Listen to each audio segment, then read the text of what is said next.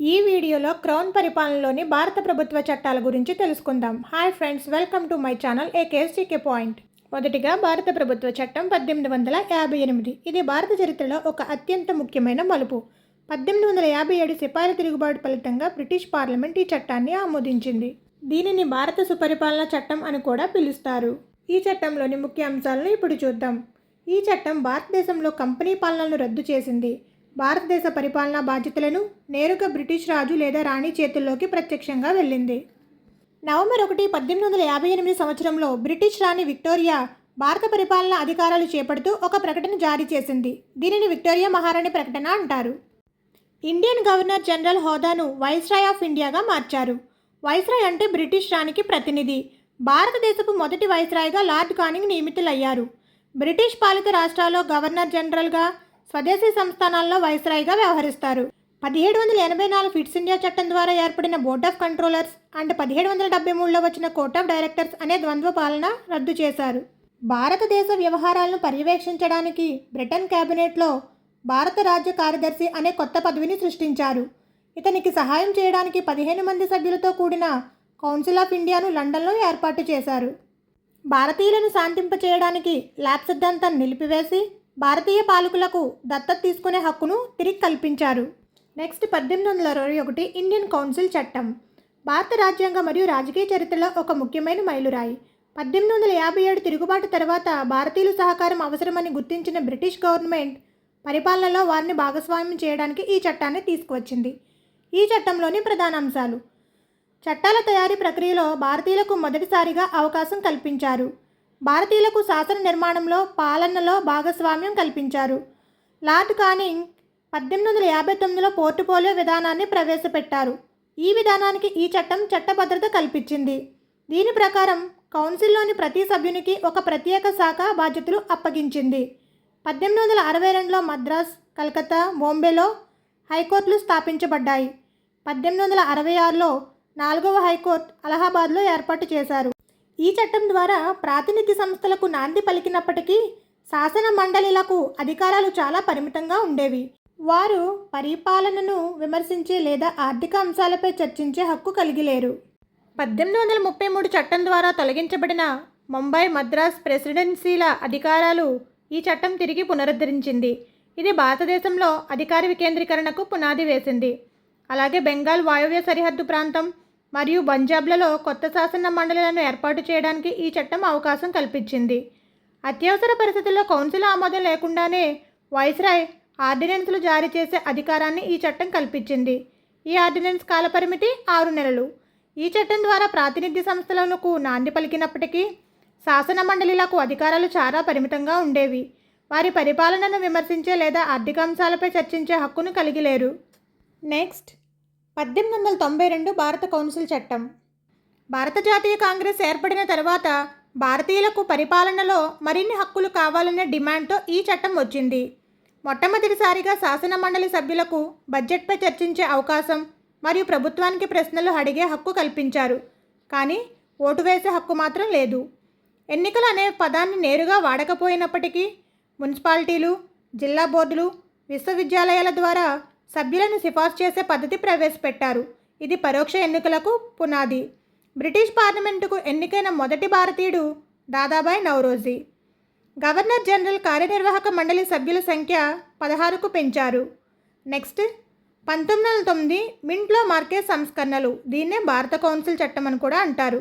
అప్పటి భారత రాజ్య కార్యదర్శి జాన్ మార్కే మరియు వైస్రాయ్ లార్డ్ మింటో పేరు మీద ఈ చట్టం వచ్చింది.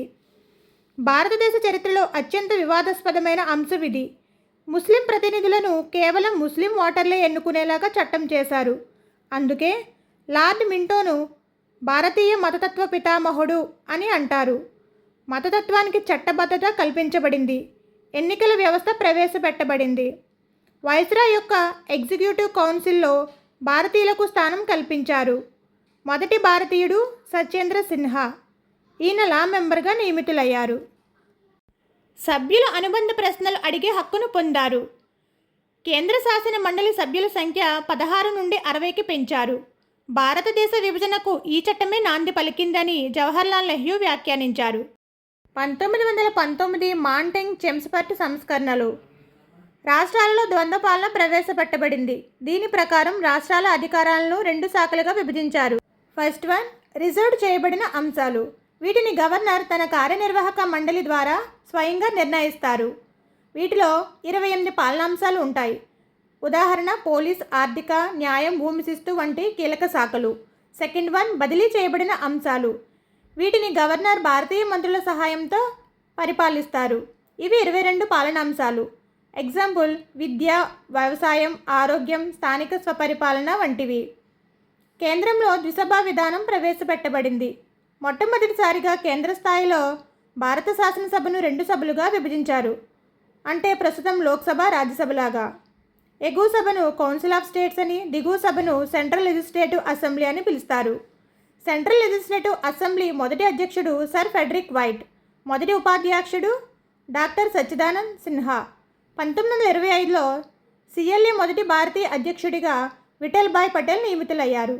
భారతదేశంలో మొదటిసారిగా పరిమిత సంఖ్యలో ప్రజలకు ఓటు హక్కు కల్పించారు. ఆస్తి పన్నులు లేదా విద్యార్హతల ఆధారంగా ఓటు వేసే అవకాశం ఇచ్చారు. 1909లో కేవలం ముస్లింలకే ఉన్న ప్రత్యేక నియోజకవర్గాలను ఈ చట్టం ద్వారా సిక్కులు, భారతీయ క్రైస్తవులు, ఆంగ్లో ఇండియన్లు మరియు యూరోపియన్లకు కూడా విస్తరించారు.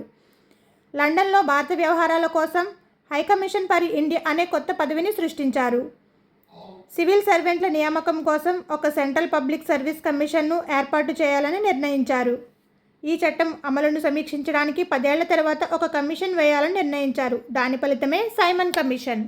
సైమన్ కమిషన్ భారతదేశ రాజ్యాంగ పరిణామ క్రమంలో ఒక కీలక ఘట్టం. 1919 భారత ప్రభుత్వ చట్టం పనితీరును సమీక్షించడానికి మరియు భవిష్యత్ సంస్కరణలు సూచించడానికి బ్రిటిష్ ప్రభుత్వం ఈ కమిషన్ను ఏర్పాటు చేసింది. అప్పటి బ్రిటిష్ ప్రధాని బాల్డ్విన్. ఈ కమిషన్లోని ముఖ్యాంశాలు: 1927 నవంబర్లో సర్ జాన్ సైమన్ అధ్యక్షతన 7 సభ్యులతో కూడిన ఈ కమిషన్ను ఏర్పాటైంది. ఈ కమిషన్లోని 7 సభ్యులు బ్రిటిష్ పార్లమెంట్ సభ్యులే. ఒక్క భారతీయుడు కూడా ఇందులో లేరు. దీనిని భారతీయులు తమ ఆత్మగౌరవానికి దెబ్బగా భావించి ఆల్వైట్ కమిషన్ అని పిలిచారు.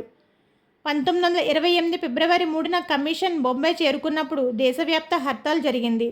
సైమన్ గో బ్యాక్ నినాదాలతో మరియు నల్ల జెండాలతో నిరసనలు వ్యక్తమయ్యాయి.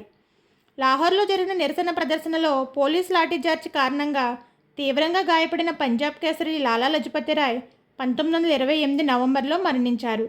దీనిలోని ప్రధాన సిఫార్సులు: రాష్ట్రాలలో ద్వంద్వ పాలన రద్దు చేయాలని, రాష్ట్రాలకు స్వయం ప్రతిపత్తి కల్పించి బాధ్యతాయుత ప్రభుత్వాన్ని ఏర్పాటు చేయాలని, మతపరమైన నియోజకవర్గాలను కొనసాగించాలని, బర్మాను భారతదేశం నుంచి వేరు చేయాలని ఈ కమిషన్ సిఫార్సు చేసింది. ఈ కమిషన్ నివేదిక ఆధారంగానే లండన్లో 3 రౌండ్ టేబుల్ సమావేశాలు జరిగాయి మరియు చివరకు ఇది 1935 భారత ప్రభుత్వ చట్టానికి పునాది వేసింది. 1935 భారత ప్రభుత్వ చట్టం. ఈ చట్టం భారత రాజ్యాంగ చరిత్రలో అతిపెద్ద మరియు అత్యంత కీలకమైన చట్టం. ప్రస్తుతం భారత రాజ్యాంగంలోని చాలా అంశాలు ఈ చట్టం నుండే తీసుకోబడ్డాయి. ఈ చట్టంలోని ప్రధాన అంశాలు: 1919 చట్టం ద్వారా రాష్ట్రాల్లో ఉన్న ద్వంద్వ పాలనను రద్దు చేసి రాష్ట్రాలకు పూర్తి స్వయం ప్రతిపత్తి కల్పించారు. గవర్నర్ ఇప్పుడు మంత్రుల సలహా మేరకు నడుచుకోవాలి. రాష్ట్రాల్లో రద్దు చేసిన ద్వంద్వ పాలనను కేంద్రంలో ప్రవేశపెట్టారు. అంటే రక్షణ, విదేశీ వ్యవహారాలు వంటి కీలక అంశాలు వైస్రాయ్ చేతిలోనే ఉంటాయి. ఈ చట్టంలో కేంద్ర రాష్ట్రాల మధ్య అధికార విభజన చేశారు. అధికారాలను 3 జాబితాలుగా విభజించారు. కేంద్రం కోసం 59 అంశాలతో ఫెడరల్ జాబితా, రాష్ట్రాల కోసం 54 అంశాలతో ప్రావిన్షియల్ జాబితా, రెండిటి కోసం 36 అంశాలతో ఉమ్మడి జాబితా. మిగిలిన అధికారాలు వైస్రాయ్ వద్ద ఉంటాయి. దేశం యొక్క కరెన్సీ మరియు క్రెడిట్ను నియంత్రించడానికి 1935లో ఆర్బీఐను ఏర్పాటు చేశారు. అలాగే 1937లో ఢిల్లీలో ఒక ఫెడరల్ కోర్టును కూడా ఏర్పాటు చేశారు. ఈ చట్టం ద్వారా బర్మాను భారతదేశం నుండి వేరు చేశారు. అలాగే ఒరిస్సా మరియు సింధ్ అనే కొత్త రాష్ట్రాలు సృష్టించారు. ఈ చట్టాన్ని జవహర్లాల్ నెహ్రూ బ్రేకులు ఉన్న ఇంజిన్ లేని యంత్రం అని విమర్శించారు. రాష్ట్రాలలో ప్రజాస్వామ్య ప్రభుత్వాలను ఏర్పాటు చేసి ప్రాంతీయ స్వపరిపాలన అవకాశం కల్పించబడింది. శాసన మండలిలో మహిళలకు ప్రత్యేక నియోజకవర్గాలను ఏర్పాటు చేయడమైనది. ఇది భారతీయులకు పూర్తి స్వరాజ్యాన్ని ఇవ్వకపోయినా బాధ్యతాయుత ప్రభుత్వం ఏర్పాటుకు పునాది వేసింది. వీడియో నచ్చితే లైక్ చేసి ఇలాంటి ఇన్ఫర్మేషన్ కోసం ఛానల్ను సబ్స్క్రైబ్ చేయండి. Thank you for watching.